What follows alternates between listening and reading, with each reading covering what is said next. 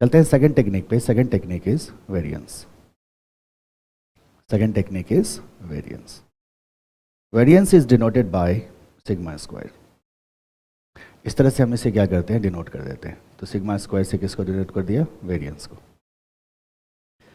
ठीक है, अब वेरिएंस क्या होता है जरा इसकी बात करो। Variance is the measurement, variance is the degree of dispersion, degree of dispersion. अब कहते हैं किसके डिस्पर्सन की हम बात कर रहे हैं, between numbers in a data set from its average, from its average. So degree of dispersion between numbers in a data set from its average is our variance. Variance क्या बताता है? It's a measurement of degree of dispersion between the numbers in a data set from its average. ये कमान मत लगाना, numbers in a data set from its average। या दूसरे शब्दों में इसको किस तरह से कहा गया है जरा इसको, it is measurement of difference. It is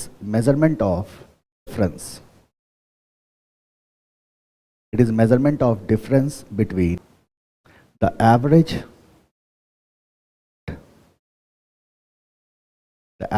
of the data set, every number of the data set, तो किसी भी डेटा सेट का कि एवरेज का उसके नंबर से क्या डिफरेंस है, this is called as variance. और इसी डिफरेंस को हमने कहा डिग्री ऑफ डिस्पर्सन। ये जो डिफरेंस आ रहा है इसी को हम बेसिकली यहाँ क्या कह रहे हैं, we are calling it degree of dispersion. ठीक है, तो this is your variance, this is your variance. बताओ कि व्हाट इज वेरिएंस, क्या बोलोगे, डिग्री ऑफ डिस्पर्सन। तो किसी भी डेटा सेट में जो एवरेज है उसका, उससे बाकी नंबर्स को हम इंडिविजुअली क्या करेंगे, कंपेयर करेंगे, and we will see the difference. ठीक है, इससे क्या पता चलेगा, आप कहते हैं इससे वेरिएबिलिटी ऑफ नंबर्स का पता चलेगा। जरा सोचो, आप एक एग्जांपल लो और I am giving you a data set. मान लो एक्स है 1, 2 and 3, है ना। तो ये हमारे पास क्या है, एक डेटा सेट है 1, 2 and 3, 3 नंबर्स हैं हमारे पास।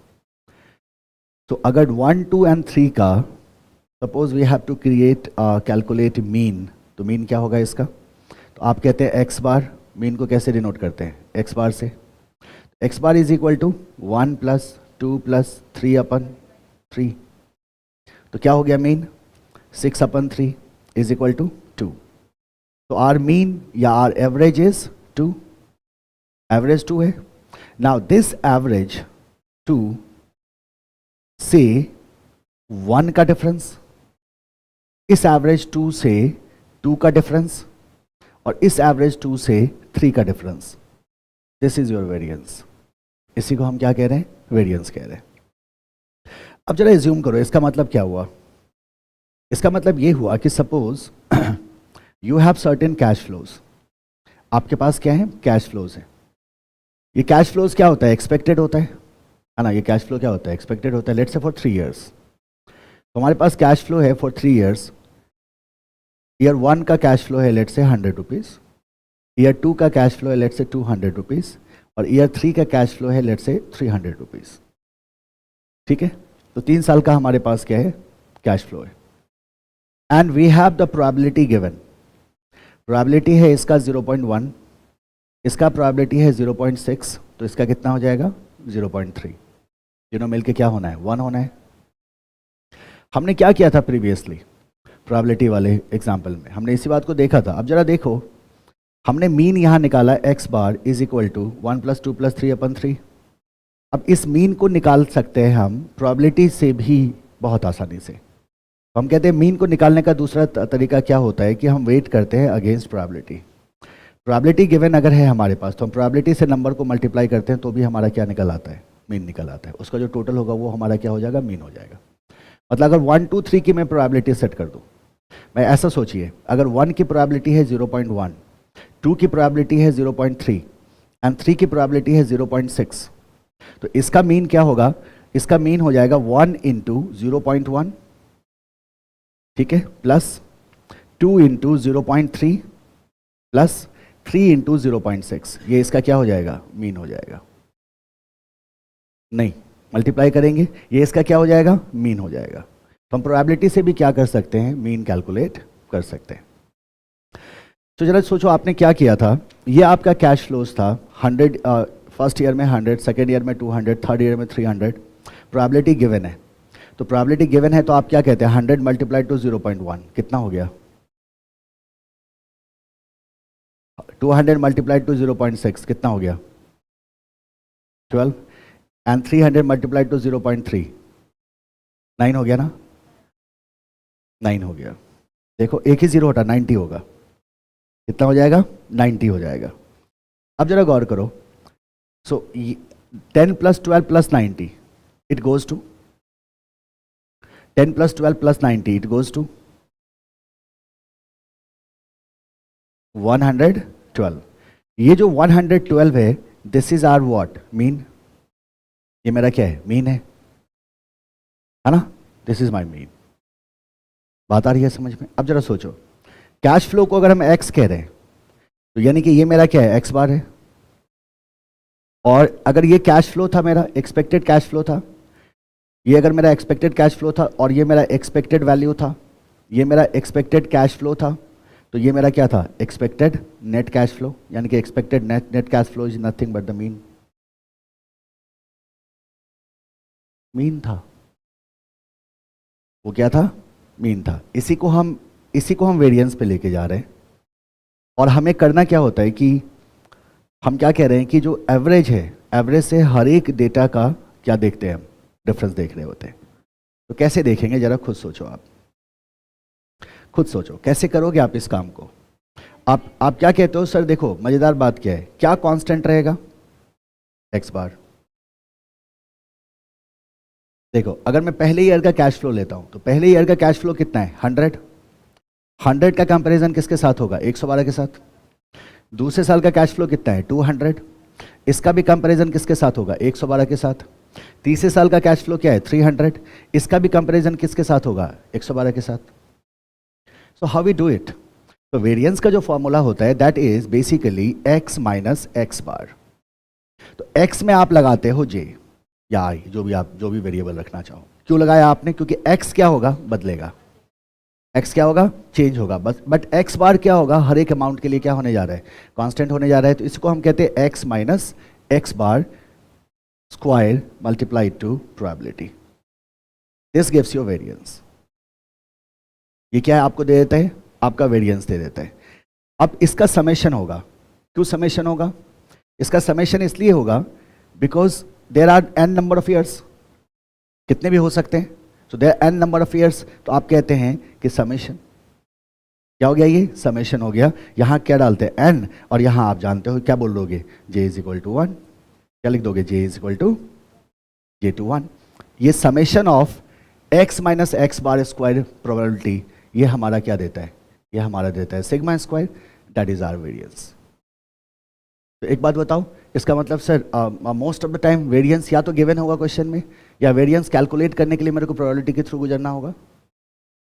तो यानी कि अगर वेरिएंस पूछ रहा है तो प्रोबेबिलिटी गिवन होगा, है ना? तो एक सीक्वेंस बन रहा होगा दिमाग में। तो हमने क्या किया? कैश फ्लो उठाया, प्रोबेबिलिटी से मल्टीप्लाई किया, एक्सपेक्टेड वैल्यू आया, टोटल किया, एक्स बार आ गया। वेरिएंस पे गए, x minus x bar square multiplied to probability, summation कर दिया। ये हमारा क्या दे देगा? वेरिएंस दे देगा। This is called as variance. कर क्या रहे हैं? अच्छा ये क्या बताएगा? आप बोलोगे सर ये हमें वेरिएबिलिटी बताएगा। किसका? कैश फ्लो का। कैश फ्लो का क्या बताएगा? वेरिएबिलिटी बताएगा। तो ये रिस्क एनालिसिस में बहुत ही सॉलिड टूल, जाहिर सी बात है इसके आधार पर डिसीजन लेना थोड़ा मुश्किल होगा, अभी हम देखेंगे। तो क्या फॉर्मूला बन रहा है हमारा? बताओ आप क्या बोलोगे? Sir sigma square is equal to n, j is equal to 1, और क्या ले लेंगे? हमने कहा एक्सपेक्टेड कैश फ्लो माइनस क्या कहते हैं हम? नेट ENCF लिखते हैं ना अपन, एक्सपेक्टेड नेट कैश फ्लो, ठीक है, नेट कैश फ्लो हमारा ये था, ये एक्सपेक्टेड वैल्यू था और ये हमारा एक्सपेक्टेड नेट कैश फ्लो था। नहीं ठीक है ना, ये 112 नेट था ना मेरा, कल तो कैलकुलेट किया था हमने नेट वाला। इंडिविजुअल वैल्यू को क्या बुलाते हैं? Expected value. उसको जब टोटल ऐड कर देते तो उसको क्या बुलाते हैं? Net value. इनिशियल माइनस करते हैं तो फिर इन्वेस्ट एनपीवी आ जाता है। हमने जो क्वेश्चन सॉल्व किया था उसमें इन्वेस्टमेंट गिवन था, तो हमने इनिशियल माइनस किया था तो एनपीवी आया था। एनपीवी की बात नहीं कर रहे हम, नेट कैश फ्लो की बात कर रहे हैं। Minus expected net cash flow square multiplied to what? Probability. अब जरा गौर करो, ये मेरा क्या है? तो हमने कहा सर ये एक्स है, ये मेरा क्या है? ये एक्स बार है, और ये क्या है मेरा? ये प्रोबेबिलिटी है। ये क्या है मेरा? ये प्रोबेबिलिटी है। एक्स क्या बताता है? Number in the data set. X bar क्या बताता है? Mean of the data set, mean of the data set. और यहां डेटा सेट क्या है मेरा? कैश फ्लो है। एक्स बताता है numbers in data set, numbers in data set. ये जो नंबर्स इन डेटा सेट है ये मेरा क्या है? ये मेरा है कैश फ्लो। स्टैटिस्टिक्स मेथड है ना, शुरू में ही हम जानते हैं ये हमारा कौन सा मेथड है, स्टैट का मेथड है, तो मैथ से यूज होगा। ये बताता है हमारे कैश फ्लो को। And mean of data set जो है इसको हमने कहा था ये हमारा बताता है expected net cash flow. And what is expected net cash flow? तो हमने कहा सर ये बेसिकली है हमारा total of expected value, total of expected value, जिसको हम क्या कह रहे थे अभी तक? ईवी। अब टोटल ऑफ एक्सपेक्टेड वैल्यू क्या था? तो हमने कहा था एक्सपेक्टेड वैल्यू कैसे निकलता था? तो cash flow multiplied to, summation of कर देते हैं, cash flow multiplied to what? Probability. Cash flow multiplied to probability, cash flow multiplied to probability. इसका समेशन किया था तो हमें मिला था एक्सपेक्टेड वैल्यू, और एक्सपेक्टेड वैल्यू से हमारा क्या मिल गया? टोटल ऑफ एक्सपेक्टेड वैल्यू हमारे को देता है एक्सपेक्टेड नेट कैश फ्लो। यही हमारा क्या होता है? मीन होता है, that is x bar. So x minus x bar square multiplied to probability is your what? Variance. ये हमारा वेरिएंस है।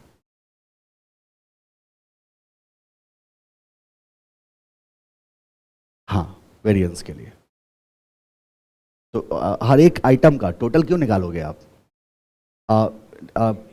हाँ, तो 1 minus 3 multiplied to probability, 2 minus 3 multiplied to probability, and 3 minus 3 multiplied to probability.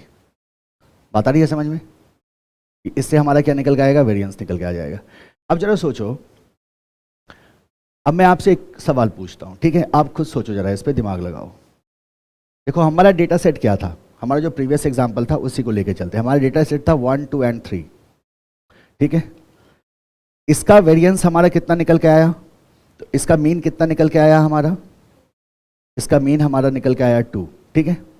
इसका अगर मैं variance calculate करूं तो क्या होगा? हमने प्रोबेबिलिटी दे रखा है, कितना कितना है देखो, 1, 0.1, 0.3, 0.6, 0.1, 0.3 एंड 0.6। अगर सिग्मा स्क्वायर निकालते हैं तो अब क्या हो जाएगा? देखिए हो जाएगा 1 माइनस 2, पहला नंबर उठाया, x minus x bar multiplied to 0.1 plus, फिर चलो 2 minus 2 multiplied to 0.3 plus 3 minus 2 multiplied to 0.6। देखो कितना आ रहा है? तो 1 माइनस 2 मतलब -1, स्क्वायर है, सब क्या है? स्क्वायर है ना, तो -1 -1 1, तो ये क्या हो गया मेरा? 0.1 प्लस 2 माइनस 2 0 0 हो गया, प्लस 3 माइनस 2 1, 1 स्क्वायर का 1 रह गया तो 0.6, तो टोटल हमारा क्या आ गया? 0.7। ये हमारा क्या हो जाएगा? वेरिएंस इज इक्वल टू 0.7 आ गया। अब जरा सोचो कि अगर मैं आपसे ये पूछूं कि मेरे को ये बताओ कि किस कंडीशन में, in which condition variance is going to be 0? किस कंडीशन में वेरिएंस 0 होगा? जब मीन 0 हो जाए। मीन 0 कैसे होगा? वेरिएंस किस कंडीशन में 0 होगा? जरा सोचो आप। 1 2 3 था तो वेरिएंस क्या था, 0.7 था। अगर मैं आपसे कहूं कि मेरे पास एक डेटा सेट ऐसा है, इस तरह का डेटा सेट है, उसका नेचर ऐसा है कि 1 है, 1 है और 1 है, तो 1 है, 1 है और 1 है, तो जरा सोचो क्या होगा, इसका वेरिएंस क्या कैलकुलेट होगा। एक्स बार क्या हो जाएगा, 1 हो जाएगा, एक्स बार क्या होगा, 1 होगा। और जैसे ही आप इसके कैलकुलेशन में जाओगे तो ये हर एक कैलकुलेशन क्या होगा, 1 - 1 हो जाएगा। अल्टीमेटली आप देखोगे कि आपका वेरिएंस क्या हो जाता है, 0 हो जाता है। आपका वेरिएंस क्या हो जाता है, 0 हो जाता है। हो जाएगा ना, कोई भी प्रोबेबिलिटी हो, कोई फर्क नहीं पड़ता, वो जैसे ही 0 से मल्टीप्लाई होगा वैल्यू क्या हो जाएगा, 0 हो जाएगा। मतलब क्या हुआ, जरा सोचो आप, जरा सोचो मतलब क्या हुआ। आप कहते हैं सर इसका मतलब ये हुआ कि अगर मेरा कैश फ्लो कांस्टेंट रहा, अगर मेरा कैश फ्लो सेम रहा तो वेरिएंस 0 हो जाएगा। अगर कैश फ्लो सेम रहा तो वेरिएंस क्या हो जाएगा, 0 हो जाएगा। होगा या नहीं होगा। तो अगर वेरिएंस का वैल्यू 0 निकल रहा है तो इसका हम कहते हैं, इसका मतलब हम कहेंगे सब्सिक्वेंट ईयर में कैश फ्लो क्या होने जा रहा है, सेम होने जा रहा है। ठीक है, तो जरा सोचो कि अगर वेरिएंस का वैल्यू कम हुआ, लो हुआ, दो वैल्यू मैं आपको वेरिएंस का देता हूं, एक वैल्यू हाई है, एक वैल्यू लो है, एक वैल्यू 0 है। तो जब मैंने आपको 0 का वैल्यू दिया तो आपने कहा cash flow is going to be constant, और अगर वैल्यू हाई है तो इसका मतलब डिफरेंस क्या होगा, ज्यादा होगा, चेंज क्या होगा, ज्यादा होगा। और अगर वैल्यू लो है तो इसका मतलब वो चेंजेस क्या होंगे, कम होंगे।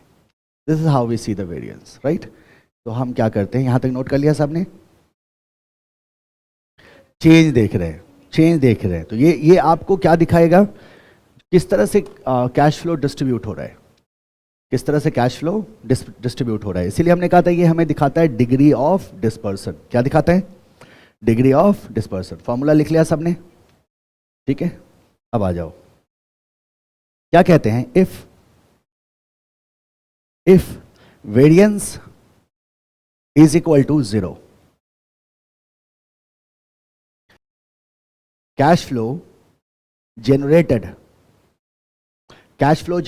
over the lifetime of project, cash flow generated over the lifetime of project is going to be same or constant, or uniform cash flow is going to be same. अच्छा, ऐसा ही एक क्वेश्चन हमने किया था लास्ट क्लास में, थोड़ा सा आगे जंप करके हमने कर लिया था, याद करो, जिसमें हमने क्या कहा था, यूनिफॉर्मली कोरिलेटेड कैश फ्लो था ना। तो यूनिफॉर्मली कोरिलेटेड कैश फ्लो में भी हमने क्या कहा था कि cash flow is going to be same. Cash flow क्या होने जा रहा है, सेम होने जा रहा है। उसको हमेशा ध्यान में रख लेना। अब सब एक बार बोर्ड की तरफ देख लो, देखिए हम क्या कहते हैं, देयर आर टू सिचुएशंस। ये प्रीवियस क्वेश्चन से रिलेटेड है, मैं बाद में लिखवा दूंगा, अभी बस सुन लो, because the same thing is happening here. एक था कि यूनिफॉर्मली कोरिलेटेड हो, ध्यान रखना, अगर यूनिफॉर्मली कोरिलेटेड है, इसका मैं आपको स्टैटिस्टिकल इवैल्यूएशन भी दिखाऊंगा आगे। अगर यूनिफॉर्मली कोरिलेटेड है तो इसमें क्या होता है, कैश फ्लो सेम होता है 40 ईयर्स। 3 ईयर्स कहने का मतलब क्या हुआ, लाइफ टाइम है, उसमें कैश फ्लो हम क्या लेते हैं, सेम ले लेते हैं। लेकिन अगर ये यूनिफॉर्मली कोरिलेटेड ना हो तो कैश फ्लो सेम होगा T - N के लिए, Tth के लिए नहीं। बात आ रही है समझ में। तो ये लास्ट ईयर में जाके वेरिएशन आ जाएगा, लास्ट ईयर में जाके क्या होगा, वेरिएशन आ जाएगा। लेकिन अगर यूनिफॉर्मली को रिलेटेड है तो कैश फ्लो हमेशा क्या लेना है, सेम लेना है। क्वेश्चन ने क्या कहा था, थर्ड क्वेश्चन ने, याद करो, कैश फ्लो क्या है, यूनिफॉर्मली को रिलेटेड है। इसका मतलब हर एक साल का कैश फ्लो हमें क्या लेना था, सेम लेना था, इवन द लास्ट ईयर, जिसमें हमें प्रोबेबिलिटी बता रही थी। तो हर एक साल का कैश फ्लो क्या लेना है, सेम लेना है। तो हमेशा याद रखना, अगर यूनिफॉर्मली को रिलेटेड कैश फ्लो है, इसका मतलब हम Tth ईयर में भी कैश फ्लो वही लेंगे, और कैश फ्लो क्या होने जा रहा है, यूनिफॉर्म होने जा रहा है through out the life of the project. Difference कैसे होगा, इसका स्टैटिस्टिकल प्रूफ कहाँ है, ये हम लोग आगे सीखेंगे। So variance is 0, cash flow generated over life time of project is going to be same. Second condition क्या हो सकता है, वेरिएंस इज हाई। अगर इसका वैल्यू क्या है, हाई आए, अगर इसका वैल्यू हाई आए तो हाई कहने का मतलब क्या, हाई बोल दो या क्या बोल दो, लार्ज बोल दो, बताइए क्या होगा। तो आप क्या बोलोगे, there will be large variability in cash flow. Large variability, cash flow क्या होगा, लार्जली वैरी करेगा, करेगा ना। There will be large variability in cash flow, there will be large variability in cash flow, there will be large variability in cash flow, ठीक है। There will be large variability in cash flow.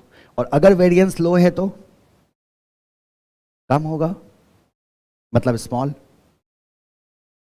तो हम क्या बोलेंगे, it indicates, मैं colour में ना गड़बड़ कर देता हूं, मल्टीपल कलर यूज कर लेता हूं, मेरे को अच्छा लगता है, आप लोग भी कर रहे हो ना। So it indicates the cash flow is, बताओ क्या शब्द यूज करना चाहिए हमें, stable to some extent. Cash flow क्या है, स्टेबल, मतलब वेरिएशन है लेकिन वेरिएशन क्या है, बहुत ही कम है। Cash flow is stable to some extent. तो अगर वेरिएंस लो है तो कैश फ्लो स्टेबल होगा, अगर वेरिएंस हाई है तो लार्ज वेरिएबिलिटी आपको दिखाई देगी, और अगर वेरिएंस जीरो है तो कैश फ्लो क्या होने वाला है, सेम रहने वाला है over the period of what, over the life time of project. This is what the variance is all about, ठीक है। तो हमारा जो एग्जाम्पल था 1 2 3, ठीक है, राइट, इस पे हम दो डेटा सेट करते हैं। अब इस 1 2 3 को अगर हम सेम में प्रोबेबिलिटी सेम रख लेते हैं, ठीक है, देखो क्या था हमारा डेटा सेट, 1 2 3 था ना। प्रोबेबिलिटी हमारा कितना था एक बार बताना जरा, 0.3 था, 0.6 था, 0.1 था, ऐसा ही था ना। तो हमारा वेरिएंस कितना आया था, हाँ 0.7 आया था। एक काम करते हैं, ठीक है, सेकंड केस में रखा था हमने 1 1 1, ठीक है, सेम प्रोबेबिलिटी पे, तो वेरिएंस क्या हो गया था, 0 हो गया था। एक काम करते हैं, थर्ड में हम वैल्यू को बढ़ाते हैं, इसको रखते हैं 1, इसको रखते हैं 8, इसको रखते हैं 16। प्रोबेबिलिटी सेम रखो, जरा कैलकुलेट करो तो वेरिएंस कितना जा रहा है, क्या होगा, हाई होगा। वेरीफाइड वैल्यूज नहीं है, कोई बात नहीं, ये क्या है, हाई है, हाँ हाँ ठीक है, मतलब हाई है। ये क्या है, देखो लो है, और ये क्या है, 0 है।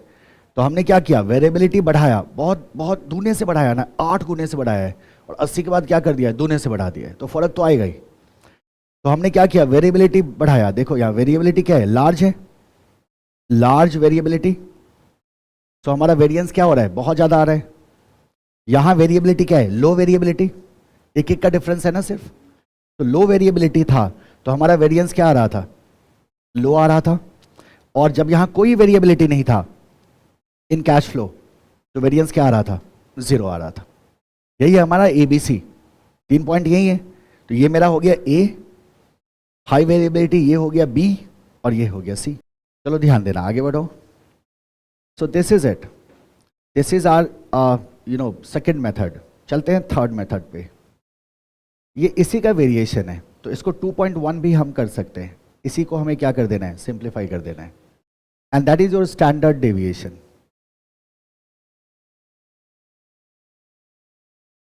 आपका कितना वैल्यू आया, आप वही कैलकुलेट कर रहे थे ना, हो गया ना। सुनो, अब फिर से सुनो, data item multiplied to probability, तो data item 1 multiplied to probability 1, data item 2 multiplied to probability 2, data item 3 multiplied to probability 3, मिला expected value 1 2 3। Expected value 1 plus expected value 2 plus expected value 3 मिल गया मेरा एक्सपेक्टेड नेट वैल्यू, वो हो गया x बार। वो क्या हो गया, एक्स बार। अब x minus x bar square multiplied to probability, plus plus करते हुए चलेंगे। आ जाइए स्टैंडर्ड डेविएशन, ठीक है। तो ये हमारा तीसरा टेक्निक था। देखो, standard deviation, a degree of variation, a degree of variation of a set of data from its average. SD is degree of variation of individual item of a set of data from its average. From its average. So how we do it, है ना? How we do it. तो आप क्या कहते हैं कि जो variance था मेरा दैट वाज सिग्मा स्क्वायर. जो वेरिएंस था मेरा that was sigma square. What we have to do is we have to bring it to sigma. तो क्या कर दोगे? अंडर रूट कर दोगे. तो under root of variance is standard deviation, right? तो हम क्या कहते हैं? Square root of variance, square root of variance is standard deviation. Square root of variance is standard deviation. तो हमें क्या करना है? वेरिएंस को स्क्वायर रूट कर देना है, यानी कि S D is equal to under root sigma square. ठीक है, अब आ जाना. It is used calculating risk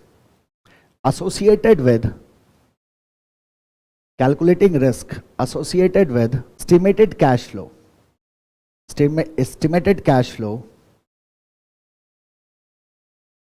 from the project, of the project.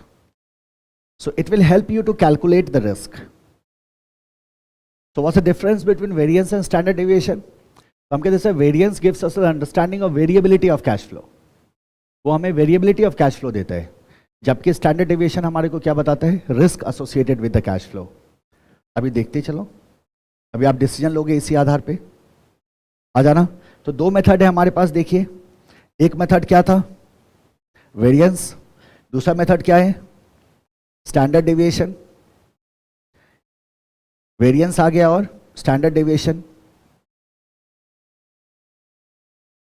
अब हम क्या कहते हैं? वेरिएंस जो होता है sigma square is equal to क्या कहा था हमने? हमारा क्या था? Expected cash flow minus net expected cash flow whole square multiplied to probability. और स्टैंडर्ड डेविएशन क्या कहते हैं? S D is equal to, इसी को हमने क्या कर दिया? Square root. तो ये हमारा क्या दे देता है? स्टैंडर्ड डेविएशन दे देता है. वेरिएंस क्या बताता था बालक? तो आप कहते हैं सर वेरिएंस हमें बताता है variability of cash flow, right? और स्टैंडर्ड डेविएशन हमें क्या बताता है? ये हमें बताता है risk associated with cash flow. Risk associated with cash flow. इसमें आपने क्या किया था? डिग्री ऑफ डिस्पर्सन को मेजर, डिफरेंस बिटवीन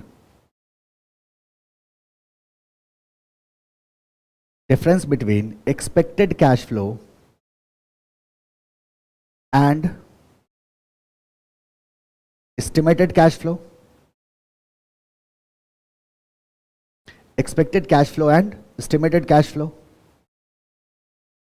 चलिए, मुझे बता सकते हो what was the expected cash flow? ये था हमारा ECF. and what was the estimated cash flow?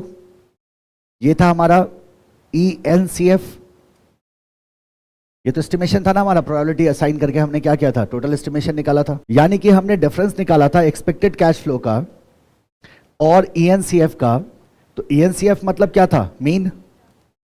तो cash flow minus mean, X minus x bar. तो कैश फ्लो को हमने क्या कहा था? एक्स कहा था, और इसको क्या कह दिया था? एक्स बार कह दिया था. एक बार बताओ मुझे, स्टैंडर्ड डेविएशन में आप क्या कर रहे हो? आपने कहा स्टैंडर्ड डेविएशन में हम कह रहे हैं sigma square under root, right? तो यहां तक पहुंचने के लिए हमें कहां से गुजरना होगा? सिग्मा स्क्वायर से. जब तक सिग्मा स्क्वायर कैलकुलेट नहीं करेंगे तब तक स्टैंडर्ड डेविएशन कैलकुलेट नहीं होगा. तो स्टैंडर्ड डेविएशन को कैलकुलेट करने का एक प्री रिक्विसाइट है. प्री रिक्विसाइट का मतलब प्री कंडीशन है कि आपको क्या कैलकुलेट करना होगा? वेरिएंस. तो अगर मान लो एग्जामिनेशन में they ask for the standard deviation only, तो भी आपको वेरिएंस कैलकुलेट करना ही होगा, क्योंकि वेरिएंस का ये स्क्वायर रूट क्या होता है? Standard deviation. तो इसका एक प्री कंडीशन है कि आपको ये करना होगा. अब जरा सोचो, अगर इसका ये प्री कंडीशन है, एक प्री कंडीशन है इसका कि अगर मेरे को स्टैंडर्ड डेविएशन कैलकुलेट करना है, तो हमारा एक प्री कंडीशन है that we have to calculate variance. हमारे को क्या करना होगा? वेरिएंस को कैलकुलेट करना होगा. बिना वेरिएंस को कैलकुलेट किए हुए हम स्टैंडर्ड डेविएशन को कैलकुलेट नहीं कर सकते. तो अगर हमने वेरिएंस को कैलकुलेट किया बालक, तो बताओ स्टैंडर्ड डेविएशन में हमने क्या किया? आप कहते सर एग्जैक्टली सेम किया, सेम ही तो किया है, लेकिन दोनों का पर्पस पूरी तरह से क्या है, अलग है।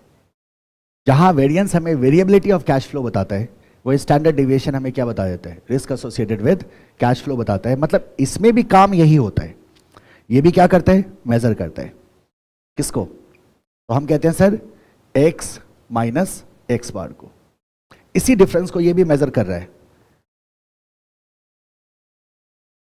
लेकिन फर्क क्या है, तो हम कहते हैं फर्क यहां है, एक बताता है किसको, वेरिएबिलिटी को, और दूसरा बताता है किसको, रिस्क एसोसिएटेड विद कैश। कहां रिस्क कम होगा, कहां रिस्क ज्यादा होगा, इन दो टर्म्स में मेरे को बता दो, कहां रिस्क कम होगा, कहां रिस्क ज्यादा होगा। तो मैं आपसे पूछता हूं if difference between expected cash flow मतलब x and expected net cash flow मतलब x bar is less। अगर expected cash flow और estimated expected cash flow का डिफरेंस अगर कम हुआ, तो इसका मतलब रिस्क क्या होगा, कम होगा। रिस्क क्या होगा, कम होगा। और अगर ये डिफरेंस ज्यादा हुआ, तो रिस्क क्या होगा, ज्यादा हो जाएगा। होगा या नहीं होगा? तो हम क्या कहते हैं, अगर ये डिफरेंस लेस है तो रिस्क इन प्रोजेक्ट इज, हमें ये देखना है कि एक्सपेक्टेड कैश फ्लो में और एस्टिमेटेड एक्सपेक्टेड कैश फ्लो का डिफरेंस जहां कम होगा, वहां रिस्क भी कम होगा। और आप समझ सकते हैं क्यों हम इंडिविजुअल आइटम की बात करते हैं। जब हम बात करते हैं स्टैंडर्ड डेविएशन को, तो हमने इंडिविजुअल आइटम को जब मीन के साथ कंपेयर किया था, तो हमारे को रिस्क का पता चल जाता है। तो अगर मीन में और इंडिविजुअल कैश फ्लो में बहुत ज़्यादा गैप हो रहा है, तो इसका मतलब क्या हो गया, ये प्रोजेक्ट क्या होगा, रिस्की हो जाएगा। तो हमारा एक्सपेक्टेड कैश फ्लो और हमारा जो एस्टिमेटेड एक्सपेक्टेड कैश फ्लो है, इन दोनों का गैप क्या होना चाहिए, कम होना चाहिए।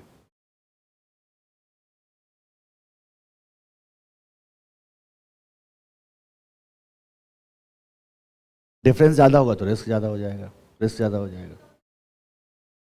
That's correct. तो दिस इज इट, ये है आपका स्टैंडर्ड डेविएशन एंड वेरिएंस। ठीक है, तो अब चलो हम उस सिचुएशन में आ गए जहां हम इन तीनों को पहले कंबाइन करते हैं। ठीक है, सो एक नोट बनाते हैं। करेक्ट, एक नोट बनाते हैं। एक नोट बनाया और जरा गौर करो, एक स्टेटमेंट बनाया। ठीक है, इस तरह से हमने क्या बनाया, एक स्टेटमेंट बना लिया। यहां रखा ईयर, राइट, 0 ईयर को हम नहीं डालते हैं, 1 से स्टार्ट करते हैं। ईयर 1, ईयर 2, ईयर 3, 3 साल पे ले लेते हैं एग्जाम्पल। अब आ गया मेरा कैश फ्लो, ये क्या हो गया मेरा, कैश फ्लो। कैश फ्लो, तो इसको हमने कह दिया ए, राइट। उसके बाद हर एक कैश फ्लो के साथ क्या है, साइन मिलेगा आपको, प्रोबेबिलिटी, इसको हमने कह दिया बी। करेक्ट, तो हमारे पास क्या है, कुछ प्रोबेबिलिटी गिवन है, इसको हमने कह दिया बी। अब हम क्या कहते हैं, हम निकालते हैं ईवी। याद है what is EV, expected value. So how expected value is calculated, तो हम बोलेंगे ए इंटू बी। इससे क्या निकल के आ गया मेरे पास, एक्सपेक्टेड वैल्यू। तो अब ये एक्सपेक्टेड वैल्यू आ गया। अब जरा नोटिस करो हमने क्या किया था, इस एक्सपेक्टेड वैल्यू का क्या कर दिया था हमने, टोटल। ये टोटल आ गया मीन, ये आ गया मेरा ENCF। ये क्या बता देता है, मीन को बता देता है। तो ये मेरा आ गया क्या, मीन। एक्सपेक्टेड वैल्यू, तो क्या निकल के आ गया, ENCF। ये मेरा आ गया क्या, मीन। मीन निकलने के बाद हम चलते हैं किस पे, वेरिएंस पे। हम किस पे चलेंगे, वेरिएंस पे। तो वेरिएंस पे हमने क्या कहा था, क्या फॉर्मूला लगा देंगे, A minus EV squared multiplied to probability. क्या निकल के आया, सिग्मा स्क्वायर। और फिर हमारा क्या आता है, SD। SD को क्या बोलेंगे, अंडर रूट सिग्मा स्क्वायर। एक स्टेटमेंट में मैं इसलिए हम दिखा रहे हैं क्योंकि हमें पता है कि यही फ्लो होने जा रहा है। This is how we will move. EV नहीं बालक, ENCF। देखो गलत फॉर्मूला बोलते हो, अब मैंने बिना ध्यान दिए लिख दिया। x माइनस एक्स बार ना, ENCF क्या है मेरा, x बार। कैश फ्लो क्या है मेरा, x माइनस एक्स बार होगा ना, तो ENCF होगा a minus ENCF multiplied to probability. और SD में क्या कर देंगे, under root square root of what, sigma square. तो यूजुअली क्या होगा बताओ, क्वेश्चन बनाते वक्त हम क्या करेंगे स्मार्टली, कि यहां तक रखेंगे एक स्टेटमेंट में, और यहां से कहां पहुंच जाएंगे, ENCF पे, और इस वाले पोर्शन को लेके चले जाएंगे दूसरे स्टेटमेंट में। और या फिर हम इंडिविजुअली मैथमेटिकली क्या करके दिखा देंगे, कैलकुलेट करके दिखा देंगे। करोगे ना ऐसा? एक ही स्टेटमेंट बनाने में क्या होगा, खिचड़ी होगा, खिचड़ी हो जाएगा। तो अपन क्या करेंगे, यहां तक रोकेंगे, उसके बाद हम दूसरा स्टेटमेंट बना देंगे। इस तरह से हम यहां तक पहुंचते हैं, कहां तक, स्टैंडर्ड डेविएशन तक। ठीक है, now let's see some questions, है ना। इलस्ट्रेशन 3। अब देखो इलस्ट्रेशन 3 में क्या कह रहा है, पहले ध्यान से सुन लो। वेरिएंस निकालना है और स्टैंडर्ड डेविएशन निकालना है, आप दोनों जानते हो। Project A and project be on the basis of following information. Cash flow given है, पॉसिबल इवेंट गिवन है, प्रोजेक्ट ए का प्रोजेक्ट बी का, तो दोनों का अलग अलग कैलकुलेट करना होगा। तो पहले हम वेरिएंस निकालेंगे प्रोजेक्ट ए का और स्टैंडर्ड डेविएशन निकाल देंगे, और फिर हम प्रोजेक्ट बी का और स्टैंडर्ड डेविएशन निकाल देंगे, right. What will be the process, जरा बताओगे मेरे को प्रोसेस क्या होगा। तो हम क्या कहते हैं, कैश फ्लो इनटू प्रोबेबिलिटी क्या देगा, ईवी। सारे ईवी को जोड़ देंगे तो क्या मिल जाएगा, ENCF। उसके बाद फॉर्मूला लगाएंगे किसका, वेरिएंस का, है ना। ठीक है, क्लियर है सबको। डेटा उठा लो।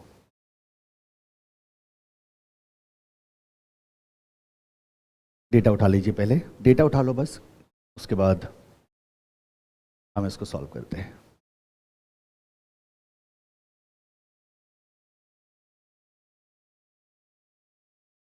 $8,000, $10,000, $12,000, $14,000, $16,000, 0.1020402010 प्रोबेबिलिटी है। प्रोजेक्ट बी का भी गिवन है, और कोई कॉम्प्लिकेशन क्वेश्चन में है नहीं।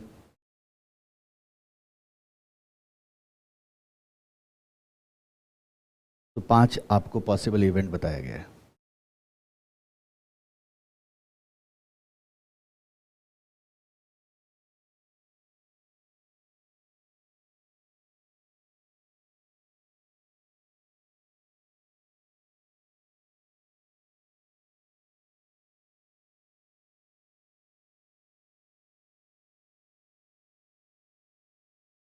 एक छोटा सा करेक्शन कर लेना नोट्स पे, देखो हमने ईयर लेके कैलकुलेट कर लिया था, वो तो पॉसिबिलिटीज थे ना हमारे।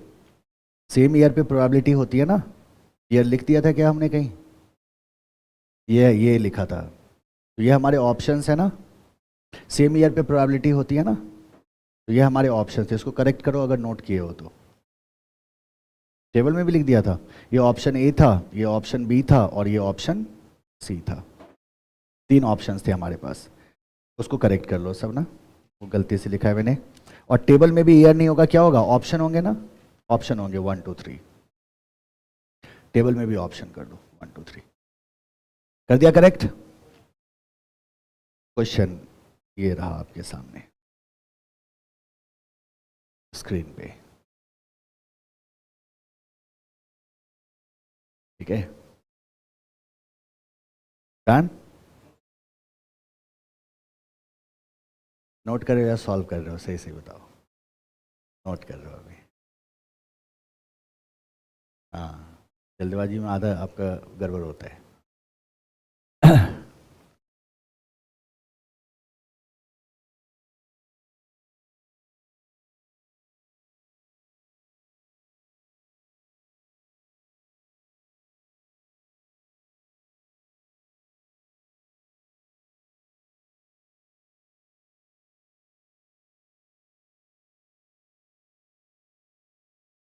ठीक है, तो क्या करेंगे हम कहते हैं सर हमारे पास 2 प्रोजेक्ट हैं, project A and project B. तो हमें क्या करना चाहिए, सबसे पहले दोनों का हमें सॉल्यूशन पे अगर हम जाएं तो हम कहते हैं सर दोनों का हमारे को कैलकुलेट कर लेना चाहिए क्या, एक्स बार, है ना। हमने क्या डिसाइड किया था कि पहले हम मीन तक चले जाएंगे और मीन के बाद हम हमारे लिए कैलकुलेशन क्या हो जाएगा, आसान हो जाएगा। तो हमने कहा प्रोजेक्ट ए है और प्रोजेक्ट बी है।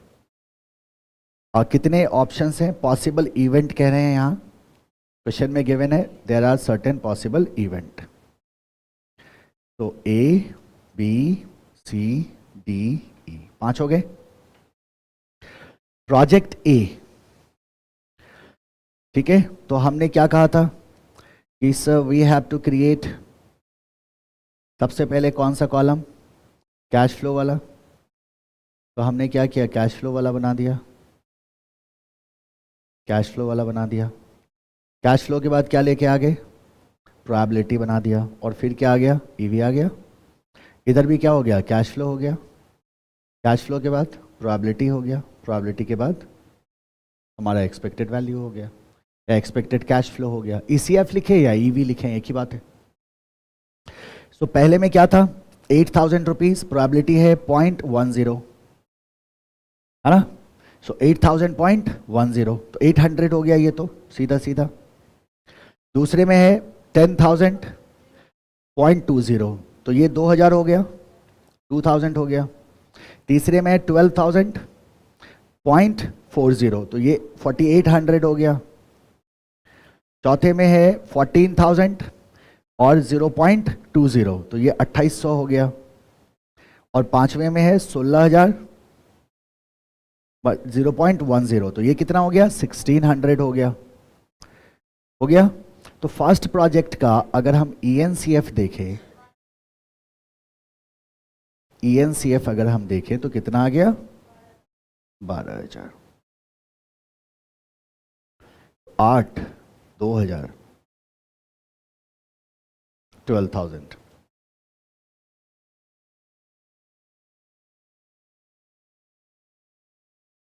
ठीक है, आगे बढ़ो। प्रोजेक्ट बी का कैश फ्लो देखो, पहले का कैश फ्लो कितना है, 24,000, प्रोबेबिलिटी है 0.10, तो कितना हो गया, 2,400। सेकेंड का है 20,000, प्रोबेबिलिटी है 0.15, तो कितना हो गया, 3,000। तीसरा है हमारे पास 16,000 मल्टीप्लाइड टू 0.50, 8,000। और फिर है हमारे पास 12,000 मल्टीप्लाइड टू 0.15, कितना हो गया, 1,800।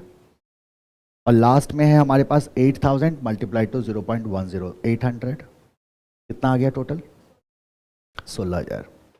तो ये हमारा क्या आ गया, ENCF आ गया, बोले तो एक्स बार आ गया, एक्स बार। अब इस स्टेटमेंट से हम बाहर निकलते हैं, आगे बढ़ते हैं। क्या बोलेंगे, calculation of variance, calculation of variance. अब कैलकुलेशन ऑफ वेरिएंस करना है तो चलते हैं पहले प्रोजेक्ट ए पे। फॉर प्रोजेक्ट ए, किसके लिए, प्रोजेक्ट ए के लिए।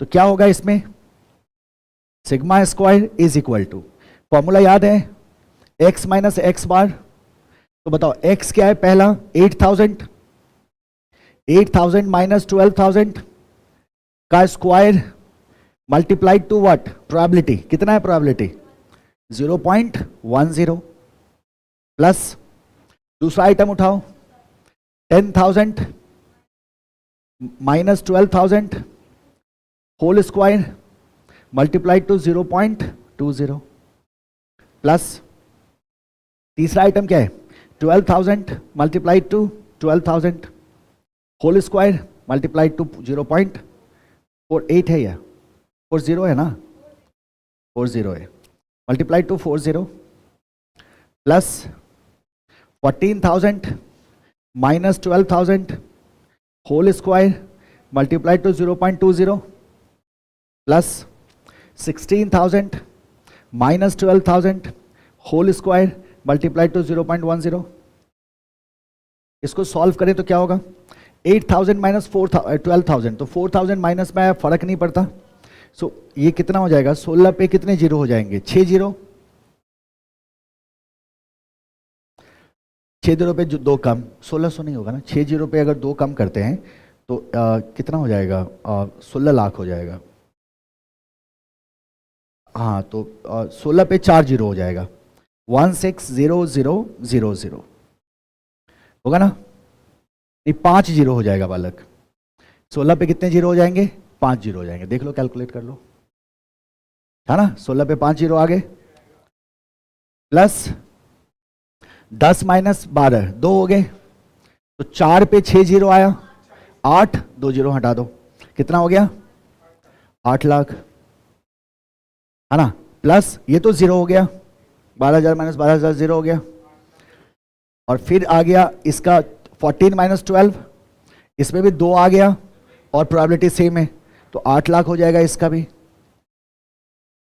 और ये वाला सेम है तो 16 लाख हो जाएगा, इसकी प्रोबेबिलिटी सेम है, डिफरेंस सेम हो रहा है तो 16 लाख हो जाएगा।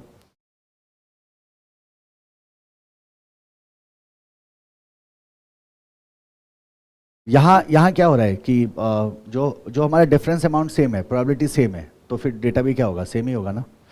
आज ये 16 प्लस 8 प्लस 8 प्लस 16 लाख में ही है, 48 लाख, कितना हो गया, 48। ये मेरा क्या हो गया, ये मेरा हो गया वेरिएंस, वेरिएंस ऑफ प्रोजेक्ट ए, ठीक है।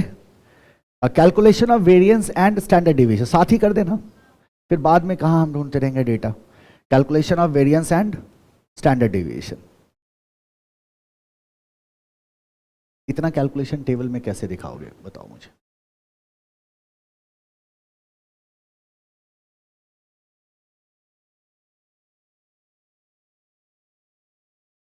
हाँ स्टेटमेंट, हाँ एक टेबल में मत करना, हाँ एक टेबल में मत करिएगा, इसको अगर आप टेबल में दिखाना चाह रहे हो ना तो हम तो कर ही सकते हैं ना। तो पहला कॉलम किसका बनेगा, एक्स का, दूसरा कॉलम एक्स बार का, और तीसरा कॉलम सिग्मा का, सिग्मा स्क्वायर का, है ना।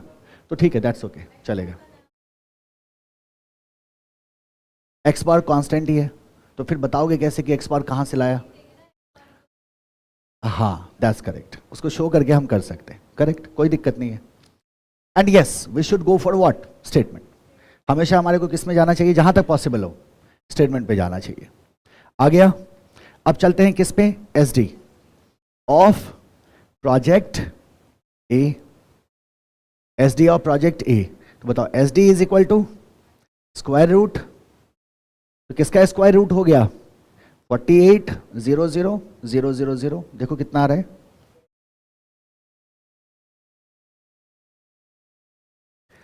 2190.89 है, तो 90 कर दो, 2190.90, ये मेरा क्या हो गया, स्टैंडर्ड डेविएशन, ठीक है। अब मेरे को प्रोजेक्ट बी का बताइए दोनों वैल्यू। हाँ आप डायरेक्ट बता दो, अगर सॉल्व कर चुके हो तो, बिना सॉल्व किए मत बताना। सिग्मा स्क्वायर बताओ मुझे, वैल्यू बताओ, हाँ, और आप सॉल्व करके बताइए। 176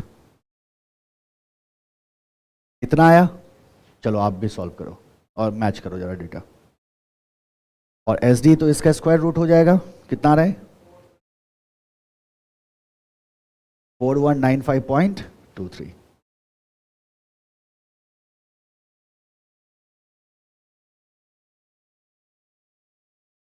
ये लो 24, आपका 24 है, इनका 23 है, लड़ो मत।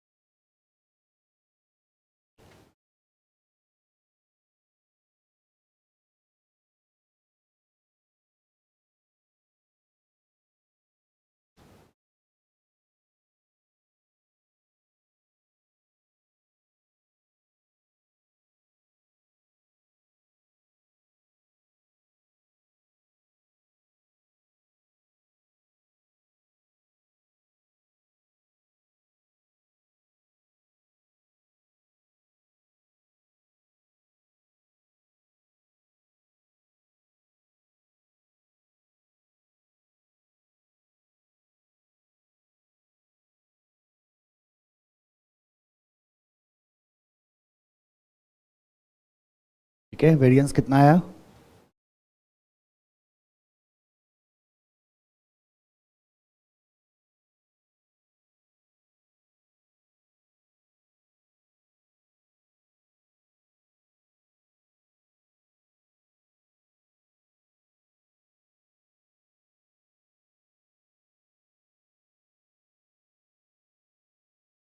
जीरो से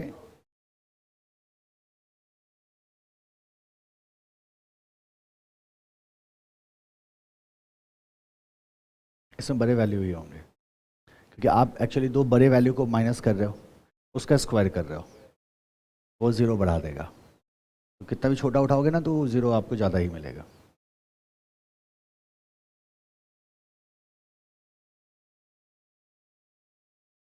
कितना आ रहा है? आ रहा है ना? ठीक है, इसका रूट कर दो, एस डी आ गया, डन। चलते हैं हम नेक्स्ट टेक्निक पे। थर्ड क्या था? The coefficient of variation. और एक बात तो हम सब जानते हैं कि कोई भी नया टेक्निक आता है, क्योंकि पुराने टेक्निक में कुछ क्या होती है, कमी होती है। याद है एमएम क्यों आया था? पहले वाले में प्रॉब्लम थी, और एमएम में शुरू में प्रॉब्लम थी, तो फिर से एक नया आया था ना, MM without tax and MM with tax. So likewise हम चलते हैं तीसरे मेथड पे,